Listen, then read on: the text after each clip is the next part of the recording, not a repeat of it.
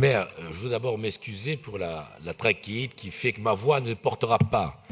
Mais je suis simplement le résultat d'une variable d'ajustement. Depuis que la rive droite est fermée, devant l'Assemblée nationale et le boulevard Saint-Germain, la multiplication des voitures est énorme et la pollution est énorme. Ce qui fait que j'ai régulièrement, comme d'ailleurs tous les habitants de cette partie de Paris, des trachéites, des bronchites. Cela enrichit les pharmaciens qui habitent à côté, mais ça me fait en sorte que je vais parler aussi avec cette voix prise. Voilà, je voulais quand même essayer, et je suis une variable d'ajustement à la fermeture de rive droite, que je ne conteste pas d'ailleurs.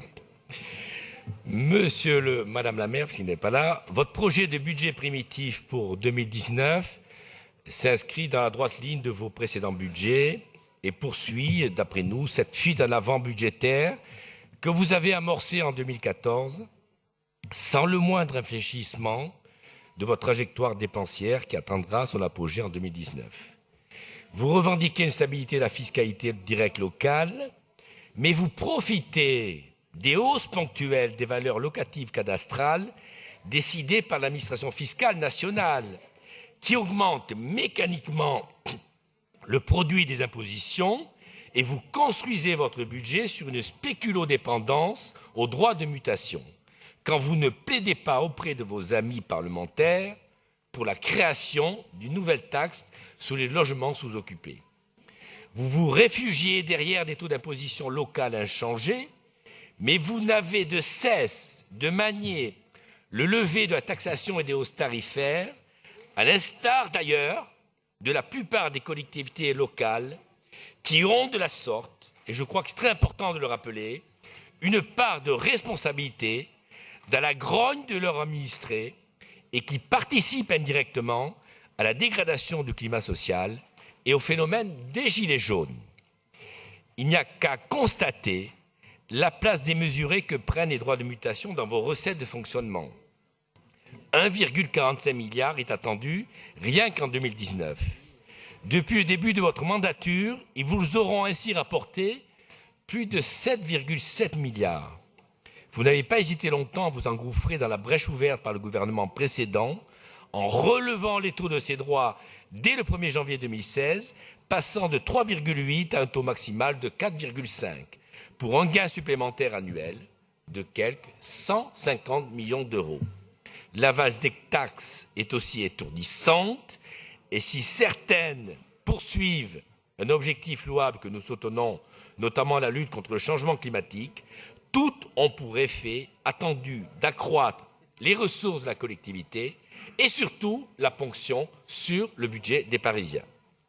Le grand soir des fiscales des collectivités locales est annoncé pour le premier semestre 2019, tandis que le projet de loi de finances rectificative précisera notamment les modalités de compensation de la réforme de la taxe d'habitation et pourrait introduire d'autres mesures de la réforme de la fiscalité locale.